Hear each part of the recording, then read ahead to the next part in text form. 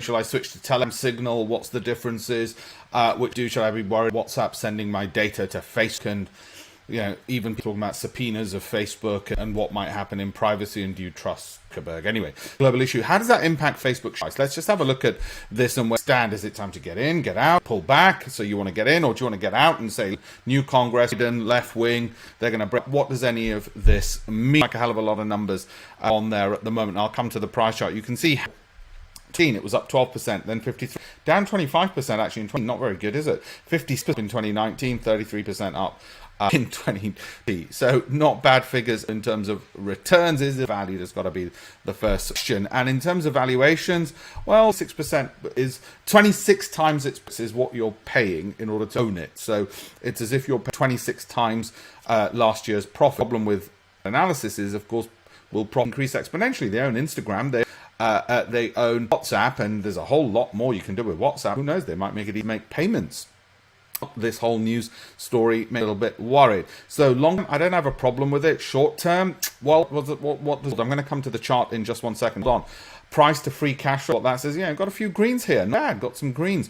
So in terms of we're not talking about cash flow, tons of cash. So if there is a pullback, I would expect it to be the companies into which there'll be a flight to quality. So like I say, worries in terms short-term news pushing, but longer term, not crazy value. So let's have a look at that price chart. Now, this is where it, whoops. Come on, I'll push. This is where it's getting a bit more interesting. Okay, it's come off somewhat. I might need to make that a bit smaller. There we go. So now you can see it all. You should be able to see it all. Okay, it's come off a fair bit from its peaks. Peaked around where are we? 31 over there, and now 25. It's a bit of a move. This is looking at it over quite a long period of time. You get those down moves, like we said in 18, it was actually a negative return. So you're going to buy and hold it forever. In 18, you, like many people, probably would have sold. So what does it mean at the moment? As I said, in the short term, there is pressure. Okay, one measure out of all these various technical moves which look to see if there is selling pressure. So yes, I would, if somebody to my head said, what do you expect will happen over the month? I'm afraid I'd have to say over the next, more likely to fall than rise. Time it off the back. I've got to decide for long-term investor. Yes, I am. I've got long-term. I'll keep hold of it. I'm not going to trade in and out. Shorter term, I trade on a shorter term.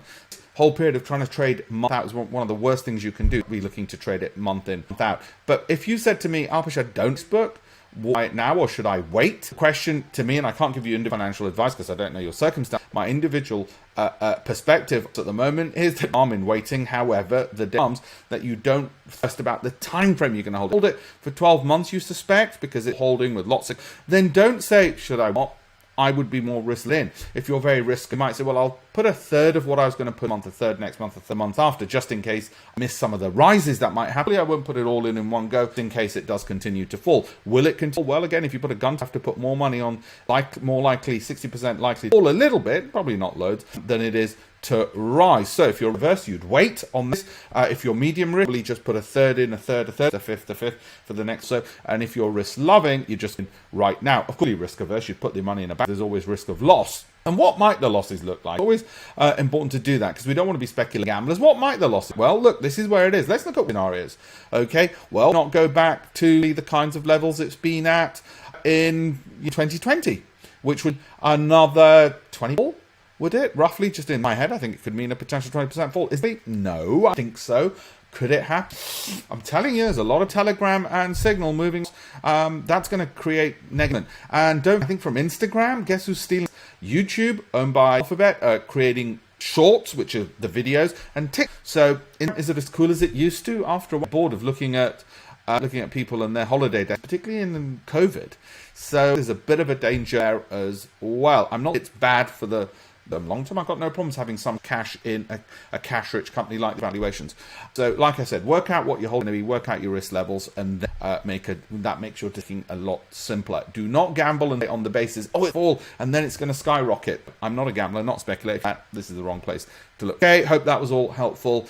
Hit subscribe, like those things the young kids say, whether you're watching YouTube or wherever. You get more of these analysis. If you want any other stock, just let me know. Put it in the comments. More than happy to do it. Look at alpeshpatel.com. Lots of free content there. Free book, my national best-selling book. You might be able to see some shoulder. Be able to download that. There's free content, especially good for as well. If you want them to know. Thank you very much.